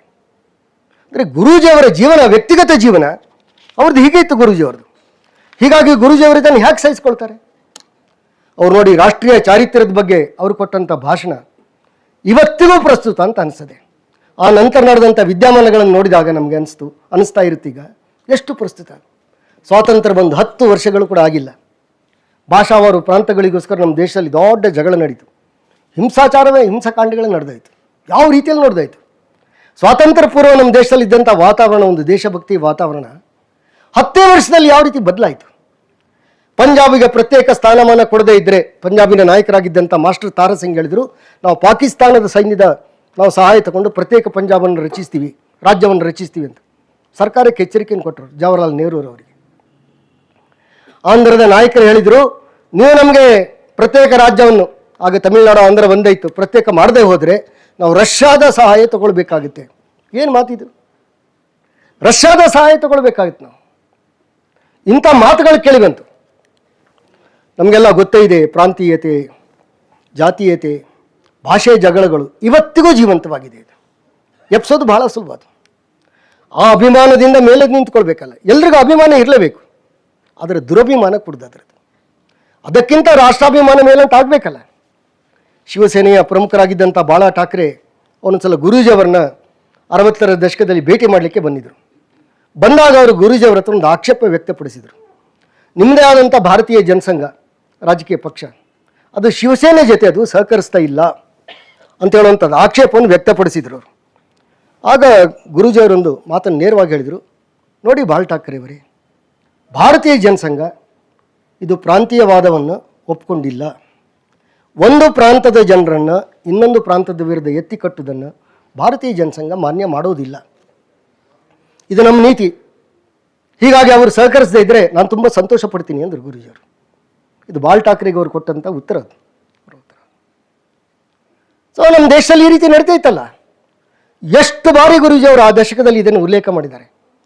ಹೆಜ್ಜೆ ಹೆಜ್ಜೆಗೆ ಅವರು ಹೇಳ್ತಾ ಇದ್ರು, ರಾಷ್ಟ್ರೀಯ ಚಾರಿತ್ರ್ಯದ ಅಭಾವದಿಂದ, ಕೊರತೆಯಿಂದ ಈ ರೀತಿಯ ಲಕ್ಷಣಗಳನ್ನು ನಾವು ದೇಶದಲ್ಲಿ ಕಾಣ್ತೀವಿ. ನಾವು 63-64ನೇ ಇಸ್ವಿ, ಆ ಇಸ್ವಿನಲ್ಲಿ ಉತ್ತರ ಪ್ರದೇಶದಲ್ಲಿ ಒಂದು ಭೀಕರವಾದಂಥ ಆಹಾರದ ಕ್ಷಾಮ ತಲೆದೋರ್ತಲ್ಲಿ. ಪಂಜಾಬ್ನಲ್ಲಿ, ಮಧ್ಯಪ್ರದೇಶದಲ್ಲಿ ಹೆಚ್ಚುವರಿ ಗೋಧಿ ದಾಸ್ತಾನಿತ್ತಲ್ಲಿ. ಎಲ್ಲಿವರೆಗೆ ಅಂದರೆ ಪಂಜಾಬ್ನಲ್ಲಿ ಗೋಧಿ ಕೆಡ್ಲಿಕ್ಕೆ ಪ್ರಾರಂಭವಾಗಿ ದನಕರುಗಳಿಗೆ ಹಾಕ್ಲಿಕ್ಕೆ ಶುರು ಮಾಡಿದ್ರು ಅಂತ ಪತ್ರಿಕೆಯಲ್ಲಿ ವರದಿ ಬಂದಿತ್ತು. ಆದರೆ ಯಾವುದೇ ಕಾರಣಕ್ಕೂ ಕೂಡ ಉಪವಾಸದಿಂದ ಸಾಯ್ತಾ ಇದ್ದಂಥ ಪಕ್ಕದ ಉತ್ತರ ಪ್ರದೇಶಕ್ಕೆ ಒಂದು ಕಾಳನ್ನು ಕೊಡಲ್ಲ ಅಂತ ಅಲ್ಲಿಯ ಮುಖ್ಯಮಂತ್ರಿ ಬಹಿರಂಗವಾಗಿ ಪತ್ರಿಕಾಗೋಷ್ಠಿಯಲ್ಲಿ ಹೇಳಿಬಿಟ್ಟಿದ್ರು. ಎಂಥ ಸ್ಥಿತಿ ಇದು! 10,000 ಮೈಲ್ ದೂರದಲ್ಲಿರುವಂಥ ಅಮೆರಿಕದಿಂದ ಗೋಧಿಯನ್ನು ತರಿಸ್ಕೊಳ್ತೀವಿ, ಪಕ್ಕದ ರಾಜ್ಯದಿಂದ ನಮ್ಮ ದೇಶದಲ್ಲಿ ತರಿಸ್ಕೊಳ್ಳಿಕ್ಕೆ ಆಗ್ತಾ ಇಲ್ಲ. ಗುರೂಜಿಯವರು ಜಬಲ್ಪುರದ ಭಾಷಣದಲ್ಲಿ ಇದನ್ನು ಸ್ಪಷ್ಟವಾಗಿ ಉಲ್ಲೇಖ ಮಾಡಿದರು. ಎಂಥ ಬೌದ್ಧಿಕ ದಾರಿದ್ರ್ಯ ನಮ್ಮದು! ರಾಷ್ಟ್ರೀಯತೆ ಇದರಲ್ಲಿ ಶೂನ್ಯ. ಇದರಲ್ಲಿ ಆಮೇಲೆ ಕೇಂದ್ರ ಸರ್ಕಾರ ಮಧ್ಯೆ ಬರಬೇಕಾಯ್ತು ಆ ಗೋಧಿಯನ್ನು ಕೊಡಬೇಕಾದ್ರೆ. ಅದಕ್ಕೆ ಪ್ರತಿಯಾಗಿ ಉತ್ತರ ಪ್ರದೇಶ ಸರ್ಕಾರನೂ ಹಾಗೆ ನಡ್ಕೊಡ್ತು. ನಿಮಗೆ ಸಕ್ಕರೆ ಕೊಡಲ್ಲ ಅಂತ ಹೇಳಿಬಿಟ್ರು ಉತ್ತರ ಪ್ರದೇಶ ಸರ್ಕಾರ. ನೀವು ನಮ್ಗೆ ಗೋಧಿ ಕೊಡದೆ ಹೋದ್ರೆ ನಿಮ್ಗೆ ನಮ್ಗೆ ಸಕ್ಕರೆ ಕೊಡಲ್ಲ ನಾವು. ಎಂಥ ಸ್ಥಿತಿ ಇದು! ಅದಕ್ಕೆ ಗುರೂಜಿ ಅವರು ರಾಷ್ಟ್ರೀಯ ಚಾರಿತ್ರ್ಯ ಅಂತ ಯಾವ ವಿಷಯವನ್ನು ಇಟ್ಟರು, ಅದು ಎಷ್ಟರ ಮಟ್ಟಿಗೆ ಪ್ರಸ್ತುತ ಅಂತ ಹೇಳೋದು ಗೊತ್ತಾಗುತ್ತೆ.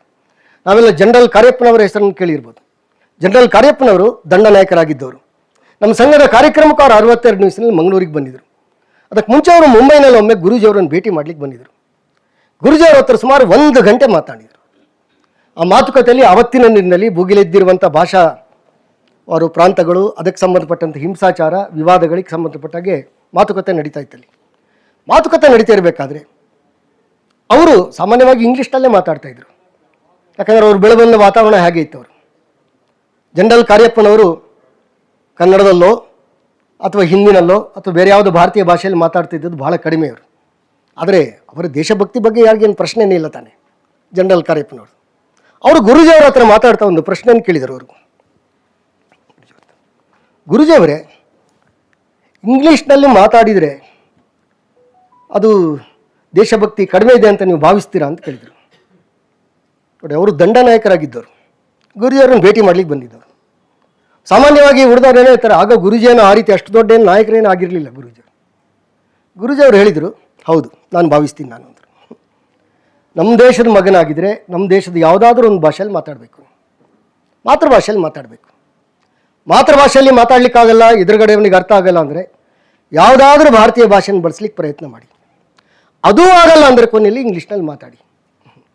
ಇಲ್ಲೇ ಹೋದರೆ ಭಾರತದ ಯಾವುದೇ ಒಂದು ಭಾಷೆಯಲ್ಲಿ ನಾನು ಸರಾಗವಾಗಿ ಮಾತಾಡ್ಲಿಕ್ಕೆ ಬರಲ್ಲ ಅಂದರೆ ಅವನಲ್ಲಿ ದೇಶಭಕ್ತಿ ಭಾವ ಕಡಿಮೆ ಇದೆ ಅಂತ ಅಂದ್ಕೊಳ್ತೀನಿ. ಇಲ್ಲದ್ರೆ ಅಭ್ಯಾಸ ಮಾಡ್ಕೊಳ್ಬೇಕು ಅವನು. ಅವರು ಕರಿಯಪ್ಪನವ್ರಿಗೆ ಹೇಳಿದ ಮಾತಿದು. ಈ ಮಾತನ್ನು ಕರಿಯಪ್ಪನವರು ಉಲ್ಲೇಖ ಮಾಡಿದರು. ಈ ಕಾರಣದಿಂದ ನಾನು RSS ಅನ್ನು ಮೆಚ್ತಾ ಇದ್ದೀನಿ. ಎಷ್ಟು ನೇರವಾಗಿ ಹೇಳಿದರು ಗುರೂಜಿಯವರು. ಅದಕ್ಕೋಸ್ಕರ 62ರಲ್ಲಿ ಮಂಗಳೂರಿನಲ್ಲಿ ನಡೆದಂಥ RSSನ ಪಥಸಂಚಲನ ಕಾರ್ಯಕ್ರಮ, ಸಾರ್ವಜನಿಕ ಕಾರ್ಯಕ್ರಮದಲ್ಲಿ ಭಾಗವಹಿಸಿದರು.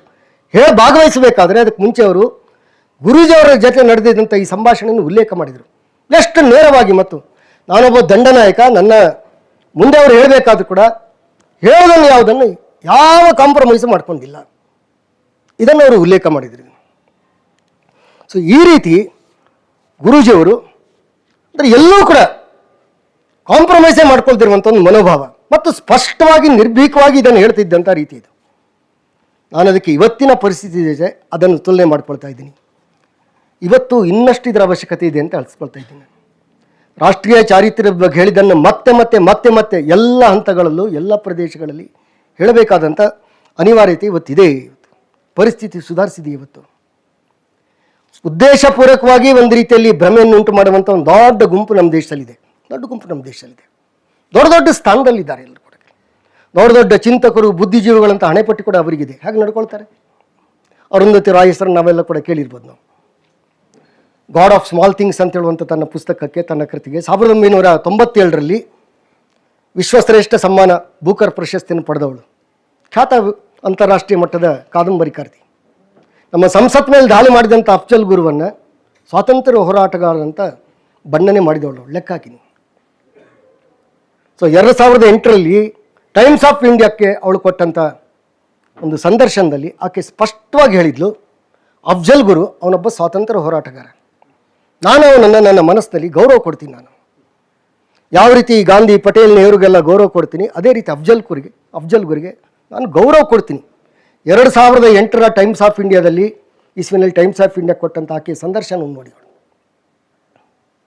ಯಾವ ಕೇಸು ಅವಳ ಮೇಲಾಗಲಿಲ್ಲ, ಯಾರೂ ಅದನ್ನು ವಿರೋಧನೂ ಮಾಡಲಿಲ್ಲ. ದುರ್ದೈವ ನೋಡಿ ನಮ್ಮ ದೇಶದಲ್ಲೇ ಇದ್ದು ನಮ್ಮ ದೇಶದ ಬಗ್ಗೆ ಈ ರೀತಿ ಸಂಸತ್ತಿನ ಮೇಲೆ ದಾಳಿ ಮಾಡಿದಂಥ ಒಬ್ಬ ಭಯೋತ್ಪಾದಕನಿಗೆ ಈ ರೀತಿ ಒಂದು ಪಟ್ಟ ಕಟ್ಟಿದರೆ, ಮಹಾತ್ಮನ ಪಟ್ಟ ಕಟ್ಟಿದರೆ ಏನಾಗ್ಬೋದು? ಏನು ಅನ್ಸತ್ತೆ ನಮಗೆ? 2010ರಲ್ಲಿ ದಿಲ್ಲಿನಲ್ಲಿ ಒಂದು ವಿಚಾರಣಾ ಸಂಕಿರಣ ನಡೀತು. ಫ್ರೀಡಮ್ ದಿ ಓನ್ಲಿ ವೇ ಅಂತ ಅದರ ಹೆಸರು. ಆ ವಿಚಾರಣಾ ಸಂಕಿರಣದ ಹೆಸರು ಆಜಾದಿ ಏಕಿ ಮಾರ್ಗ್ ಅಂತ. 3 ಜನ ಮುಖ್ಯ ಭಾಷಣಕಾರಿದ್ರು. ಒಬ್ಬರು ಸೈಯದ್ ಗಿಲಾನಿ, ಇನ್ನೊಬ್ಬರು ವರವರ್ ರಾವ್, ಮೂರನೇದು ಅರುಂಧತಿ ರಾಯ್. ಸೈಯದ್ ಗಿಲಾನಿ ಯಾರು ಅಂತ ನಾವೇನು ಹೇಳಬೇಕಾಗಿಲ್ಲ, ತುಂಬ ಜನರಿಗೆ ಚೆನ್ನಾಗಿ ಗೊತ್ತದು. ಸೊ ಕಾಶ್ಮೀರಕ್ಕೆ ಪ್ರತ್ಯೇಕ ದೇಶದ ಸ್ಥಾನ ಕೊಡಬೇಕಂತ ಹೇಳೋದಕ್ಕೆ ಹೋರಾಟ ಮಾಡ್ತಾ ಇದ್ದವರು. ಅವ್ರ ಬಗ್ಗೆ ಇಂಡಿಯಾ ಟುಡೇನಲ್ಲಿ ಒಂದು ಲೇಖನ ಬಂತು. ಆ ಲೇಖನದಲ್ಲಿ ಅವ್ರ ಬಗ್ಗೆ ವರ್ಣನೆ ಮಾಡಿದಂಥ ರೀತಿ, ಈ loves to hate India, a person who loves to hate India, pro Pakistani separatist Syed Gilani, ಅವನೊಬ್ಬ ಭಾಷಣಕಾರ. ಎರಡನೇ ಭಾಷಣಕಾರ ವರವರ್ ರಾವ್ ಖ್ಯಾತ ಮಾವೋವಾದಿ ಚಿಂತಕ. ನಕ್ಸಲ್ ಹೋರಾಟವನ್ನು ಬಲವಾಗಿ ಸಮರ್ಥನೆ ಮಾಡ್ತಾ ಇದ್ದರು. ಇವರು ಎರಡನೇವರು. ಮೂರನೇವರು ಅರುಂಧತಿ ರಾಯ್ ಅವರು ಸ್ಪಷ್ಟವಾಗಿ ಆ ಭಾಷಣದಲ್ಲಿ ಹೇಳಿದರು, Kashmir has never been N integral part of India. ಕಾಶ್ಮೀರಕ್ಕೆ ಪ್ರತ್ಯೇಕ ಸ್ವಾತಂತ್ರ್ಯ ಕೊಡಬೇಕು. ಅವಳು ಮಾಡಿದಂಥ ವಿಚಾರ ಸಂಕಿರಣದಲ್ಲಿ ಮಾಡಿದಂಥ ಭಾಷಣ ಮಾರನೇ ದಿನ ಪತ್ರಿಕೆಗಳಲ್ಲಿ ಪ್ರಕಟ ಆಯಿತು. ಕೆಲವರು ವಿರೋಧ ಮಾಡಿದರು. ಅದೇ ಕೋರ್ಟಲ್ಲಿ ಕೇಸ್ ಯಾರನ್ನು ಸ್ವೀಕಾರ ಮಾಡಲೇ ಇಲ್ಲ. ಅವರು ವ್ಯಕ್ತಿ ಸ್ವಾತಂತ್ರ್ಯದ ಅತಿರೇಕದ ಅಪಾಯ ಇದು ಅಂತ ನಾನು ಹೇಳ್ತಾ ಇದ್ದೀನಿ. ಸರ್ಕಾರದ ವಿರುದ್ಧ ಮಾತಾಡಿದಲ್ಲ, ಸರ್ಕಾರ ವಿರುದ್ಧ ಮಾತಾಡ್ದನ್ನು ಸಹಿಸ್ಕೊಳ್ಬೇಕು. ಅದರ ತಪ್ಪು. ದೇಶದ ಬಗ್ಗೆ ಅಥವಾ ಒಬ್ಬ ಆತಂಕಕಾರಿ ಭಯೋತ್ಪಾದಕನಿಗೆ ಈ ರೀತಿಯ ಪಟ್ಟ ಕಟ್ಟಿಬಿಡುವಂಥದ್ದು, ಅವನ ಬಗ್ಗೆ ಈ ರೀತಿಯ ಮಾತನಾಡುವಂಥದ್ದು, ಇದ್ರ ಎಷ್ಟರ ಮಟ್ಟಿಗೆ ಉಚಿತ ಇದು? ಬುರಾನ್ ವಾನಿ ಹೆಸರನ್ನು ನಾವು ಕೂಡ ಕೇಳಿದ್ದೀವಿ. ಹಿಜ್ಬುಲ್ ಮುಜಾಹಿದ್ದೀನ್ ಅವನ ಭಾರಿ ದೊಡ್ಡ ಅದರ ನಾಯಕನಾಗಿದ್ದವನು. ಅನೇಕ ಭಾರತೀಯ ತರುಣರನ್ನ, ಕಾಶ್ಮೀರಿ ತರುಣರನ್ನ ಇಲ್ಲಿಂದ ಪಾಕಿಸ್ತಾನಕ್ಕೆ ಕರ್ಕೊಂಡೋಗಿ ತರಬೇತಿ ಕೊಟ್ಟು ಭಾರತದಲ್ಲಿ ಬಂದು ವಿಧ್ವಂಸಕ ಕೃತ್ಯವನ್ನು ಮಾಡಲಿಕ್ಕೆ ಪ್ರಚೋದನೆ ಮಾಡ್ತಿದ್ದವನು. ಸೊ 2016ರಲ್ಲಿ ಅವನನ್ನು ನಮ್ಮ ಭದ್ರತಾ ಪಡೆಯವರು ಕೊಂದಾಕಿದ್ರು. ಇಂಥ ಒಬ್ಬ ಪ್ರಮುಖನನ್ನು ಯಾರ ತಲೆಗೆ ಸರ್ಕಾರ ಬಹುಮಾನ ಘೋಷಣೆ ಮಾಡಿತ್ತು ಅಂಥವನನ್ನು ಭದ್ರತಾ ಪಡೆಗಳಿಗೆ ಕೊಂದರು.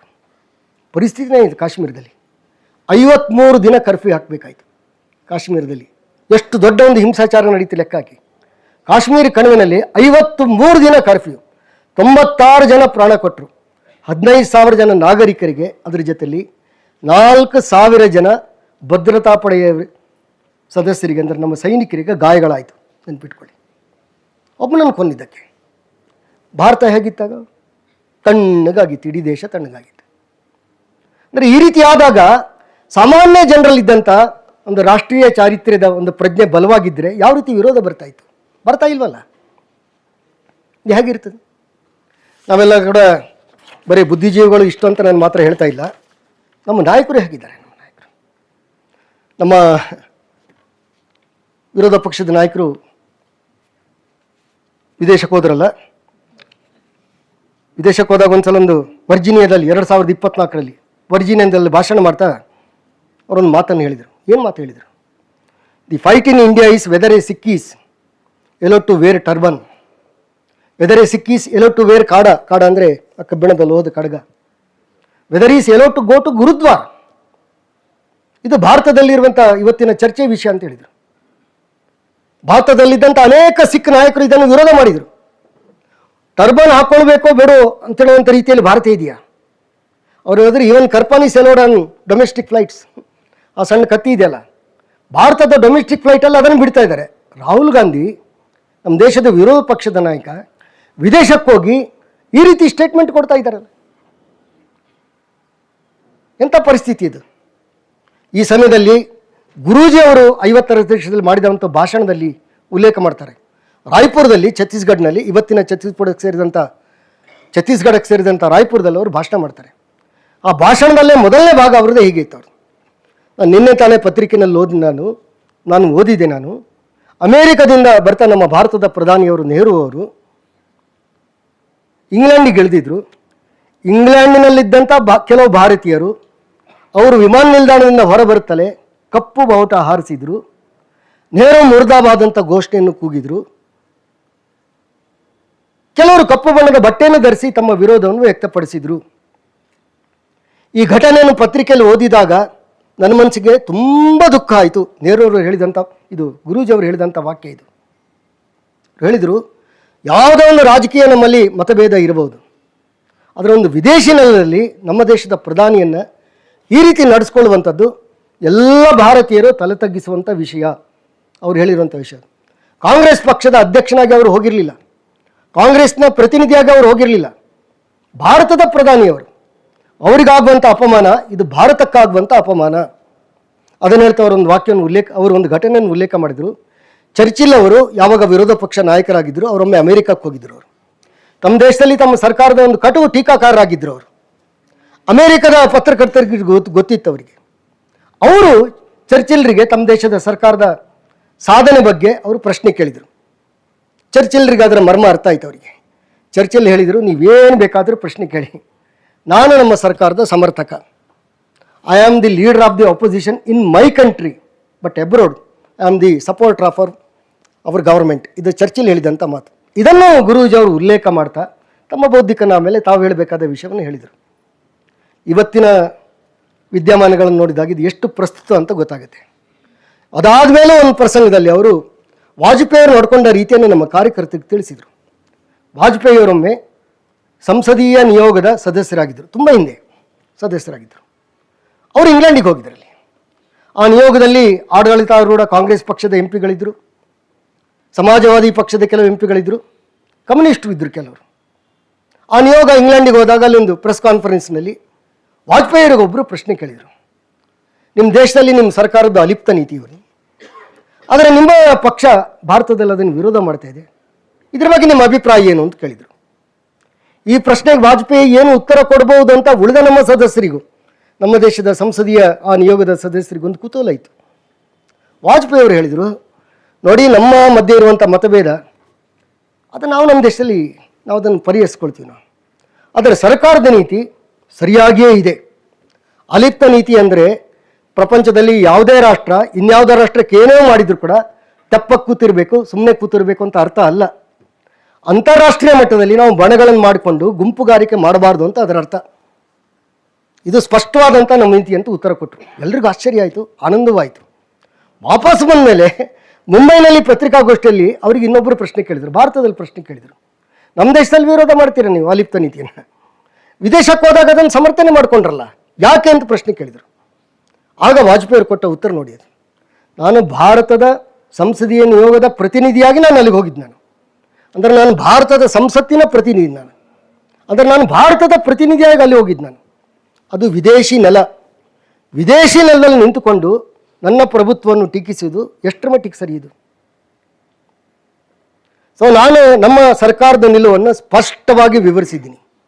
ವಯಂ ಪಂಚಾಧಿಕ ಶತಂ ಎನ್ನುವಂಥ ಧರ್ಮರಾಯನ ಸೂತ್ರವೇ ಅದು ನಮ್ಮ ಪಕ್ಷದ ನೀತಿಯಾಗಿದೆ, ಭಾರತೀಯ ಜನಸಂಘದ ನೀತಿಯಾಗಿದೆ. ಇದು ಅವರು ಕೊಟ್ಟಂಥ ಉತ್ತರ. ಇದು ಅಂದರೆ ಇದನ್ನು ಗುರೂಜಿಯವರು ಉಲ್ಲೇಖ ಮಾಡಿದರು, ನಮ್ಮ ನೀತಿ ಆಗಿರುತ್ತೆ. ಇದನ್ನು ಮತ್ತೆ ಮತ್ತೆ ಇವತ್ತು ನಮ್ಮೆಲ್ಲ ರಾಜಕಾರಣಿಗಳಿಗೆ ಪಾಠ ಮಾಡಬೇಕಾದಂಥ ಸ್ಥಿತಿ ಇದೆ ಅಂತ ಅನ್ಕೊಳ್ತೀನಿ. ಯಾವ ಪಕ್ಷವೂ ಹೊರತಲ್ಲ. ಇವತ್ತು ರಾಷ್ಟ್ರೀಯ ಚಾರಿತ್ರ್ಯ ಇದರ ಪಾಠ ಮಕ್ಕಳಿಂದ ಹಿಡಿದು ನಾಯಕರಿಗೆ ಇವತ್ತು ಆಗಬೇಕು ಅಂತ ಅನಿಸ್ತಾ ಇದೆ. ಒಂದು ಉಲ್ಲೇಖ ಮಾಡಿ ನಾನು ಮುಕ್ತಾಯ ಮಾಡ್ತೀನಿ. ನಾನು ಭ್ರಷ್ಟಾಚಾರದ ಬಗ್ಗೆ ಕೇಳ್ತಾರೆ. ಇವತ್ತು ಅನೇಕರಿಗೆ ಅನಿಸಿಬಿಟ್ಟಿದೆ ಭ್ರಷ್ಟಾಚಾರವನ್ನು ಎಲ್ಲರೂ ಒಪ್ಕೊಂಡು ಬಿಟ್ಟಾಗಿದೆ. ಇವತ್ತು ಇನ್ನೇನು ಮಾಡೋಕ್ಕಾಗಲ್ಲ. Corrupt life that is correct life ಅಂತಲೂ ಹೇಳೋರು ಇದ್ದಾರೆ. 1956ರಲ್ಲಿ ಸ್ವಾತಂತ್ರ್ಯ ಸಿಕ್ಕಿ 9 ವರ್ಷ ಆಗಿತ್ತಷ್ಟೇ. ಮುಂಬೈನಲ್ಲಿ ಆ ಶಿವಾಜಿ ಪಾರ್ಕ್ನಲ್ಲಿ ಪ್ರಧಾನಮಂತ್ರಿ ಅವರದೊಂದು ಭಾಷಣ ಆಗಿತ್ತು. ಪ್ರಧಾನಮಂತ್ರಿ ಅವತ್ತಿನ ನೆಹರೂರವರು ಅವತ್ತಿನ ಕಾಲದಲ್ಲಿ ಜನಪ್ರಿಯ ನಾಯಕರಾಗಿದ್ದರು, ಉತ್ತಮ ವಾಗ್ಮಿನೂ ಆಗಿದ್ದರು. ಅವರು ಭಾಷಣ ಆದ ನಂತರ ಪ್ರೆಸ್ ಕಾನ್ಫರೆನ್ಸಲ್ಲಿ ಒಬ್ಬ ಪತ್ರಕರ್ತ ಧೈರ್ಯ ಮಾಡಿ ಒಂದು ಪ್ರಶ್ನೆ ಕೇಳಿಬಿಟ್ಟ ಅವರಿಗೆ, ಪಂಡಿತ್ ನೆಹರು ಅವರೇ, ನಿಮ್ಮ ಇಂಥ ಡಿಪಾರ್ಟ್ಮೆಂಟಲ್ಲಿ, ಎಲೆಕ್ಟ್ರಿಕ್ ಡಿಪಾರ್ಟ್ಮೆಂಟಲ್ಲಿ ಭ್ರಷ್ಟಾಚಾರದ ಆರೋಪಗಳು ಒಬ್ಬ ಅಧಿಕಾರಿ ಮೇಲೆ ಕೇಳಿ ಬರ್ತಾ ಇದೆ ಇಲ್ಲ ಅಂತ ಕೇಳಿದರು.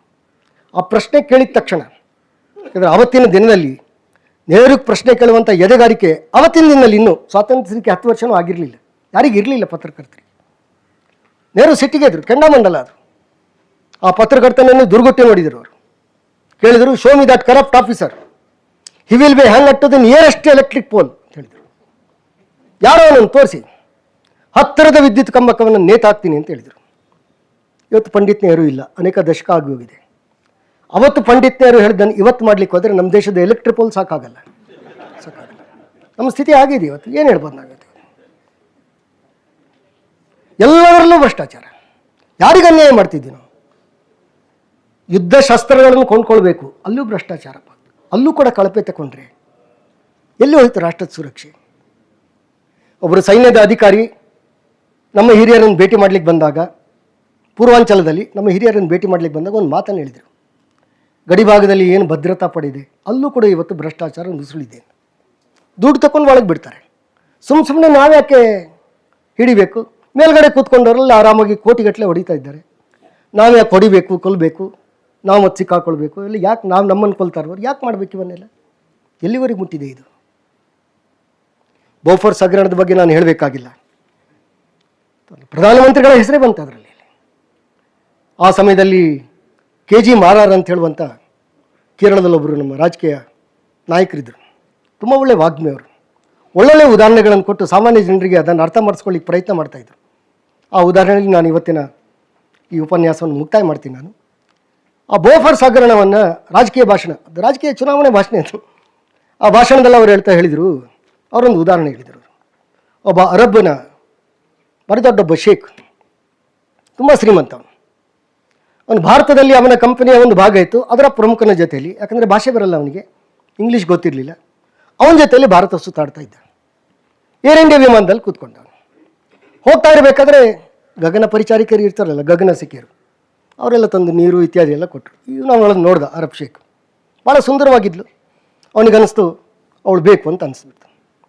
ಅದಕ್ಕೆ ಅವನು ತನ್ನ ಜೊತೆಯಲ್ಲಿದ್ದಂಥ ಭಾರತೀಯ ಪ್ರಮುಖನಿಗೆ ಹೇಳ್ದ, ಅವಳು ನನಗೆ ಬೇಕು ಅಂತ ಹೇಳ್ದೆ. ನೀವೆಲ್ಲ ಆ ರೀತಿ ಎಲ್ಲ ಹೇಳೋಕ್ಕಾಗಲ್ಲ, ಅವಳು ವಿಮಾನ ಸಂಸ್ಥೆಯನ್ನು ಆಕೆ ಅದರ ನೌಕರಿಯಲ್ಲಿದ್ದಾಳು, ನೀವು ಹಾಗೆಲ್ಲ ಹೇಳೋಕ್ಕಾಗಲ್ಲ ಅಂದ. ಇವನಿಗೆ ದುಡ್ಡು ಇತ್ತಲ್ಲ, ಅವನು ಹೇಳ್ದ ಏನು ವಿಮಾನ ಸಂಸ್ಥೆ ಇದು ಕಡೆ ಏರ್ಲೈನ್ಸ್ ಅಂದ. ನಾನು ಅದನ್ನು ಕೊಂಡ್ಕೊಳ್ತೀನಿ ಅಂದ. ಅದು ನನಗೆ ಬೇಕು, ನಾನು ಕೊಂಡ್ಕೊಳ್ತೀನಿ ಅದನ್ನು. ಅದನ್ನು ಕೊಂಡ್ಕೊಂಡ್ರೆ ಇವಳು ಬರ್ತಾಳಲ್ಲ, ನಾನು ಅದನ್ನು ಕೊಂಡ್ಕೊಳ್ತೀನಿ ಅಂತ. ಅದಕ್ಕೆ ಅವ್ರು ಹೇಳಿದ್ರು, ನೀನು ಹಾಗೆಲ್ಲ ಕೊಂಡ್ಕೊಳಕ್ಕಾಗಲ್ಲ, ಇದೊಂದು ಪ್ರಜಾಪ್ರಭುತ್ವ ರಾಷ್ಟ್ರ, ಇದೊಂದು ಮಿನಿಸ್ಟ್ರಿ ಕೆಳಗೆ ಬರುತ್ತೆ, ಏವಿಯೇಷನ್ ಮಿನಿಸ್ಟ್ರಿ ಅಂತಿದೆ, ಆ ಮಿನಿಸ್ಟ್ರಿ ಇದನ್ನು ನಡೆಸ್ತಾ ಇರೋದು, ನೀವು ಹಾಗೆಲ್ಲ ಹೇಳೋಕ್ಕಾಗಲ್ಲ. ಅದಕ್ಕೆ ಇವ್ರು ಹೇಳಿದ್ರ, ಏನೋ ಮಿನಿಸ್ಟ್ರಿ ಅದು, ಅದನ್ನು ಕೊಂಡ್ಕೊಂಡ್ಬಿಡ್ತೀನಿ.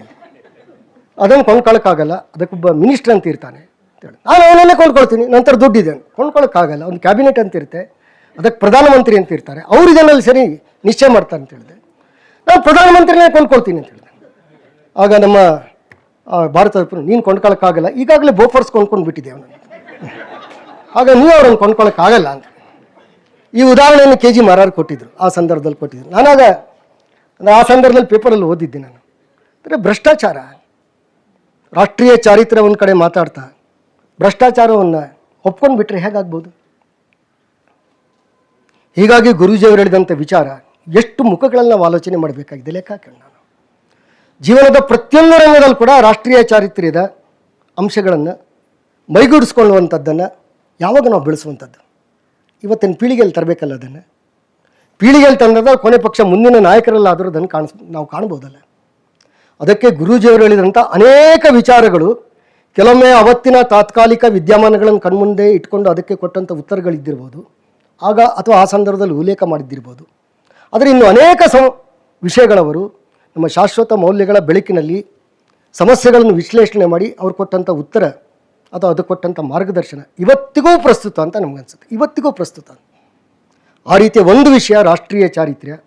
47ನೇ ಇಸವಿಯ ತಮ್ಮ ಬೌದ್ಧಿಕ್ನಲ್ಲಿ ಸಂಘ ಶಿಕ್ಷಾ ವರ್ಗದ ತರಬೇತಿ ಶಿಬಿರದಲ್ಲಿ ಚಾರಿತ್ರ್ಯ, personal character and national character ಇಂಗ್ಲೀಷ್ನಲ್ಲಿ ಮಾಡಿದಂಥ ವಿಷಯ, ಅದರ ಒಂದು ಬಿಂದುವನ್ನು ತಮ್ಮ ಮುಂದೆ ಇಡ್ಲಿಕ್ಕೆ ನಾನು ಇಲ್ಲಿ ಪ್ರಯತ್ನ ಮಾಡಿದ್ದೀನಿ. ಹಾಗಾಗಿ ಇವತ್ತು ಈ ಉಪನ್ಯಾಸ ಮಾಲಿಕೆಯಲ್ಲಿ ನನ್ನನ್ನು ಇಲ್ಲಿ ಕರೆದಿದ್ದಕ್ಕೋಸ್ಕರ ಮಿಥಿಕ್ ಸೊಸೈಟಿ ಎಲ್ಲ ಪದಾಧಿಕಾರಿಗಳಿಗೆ ನಮಸ್ಕಾರ ಮಾಡ್ತಾ, ಶಾಂತ ಚಿತ್ತರಾಗಿ ಕೇಳಿದಂಥ ತಮ್ಮೆಲ್ಲರಿಗೆ ಮತ್ತೊಮ್ಮೆ ವಂದನೆಗಳನ್ನು ಸಲ್ಲಿಸ್ತಾ ನನ್ನ ಮಾತುಗಳನ್ನು ನಾನು ಮುಕ್ತಾಯ ಮಾಡ್ತೀನಿ.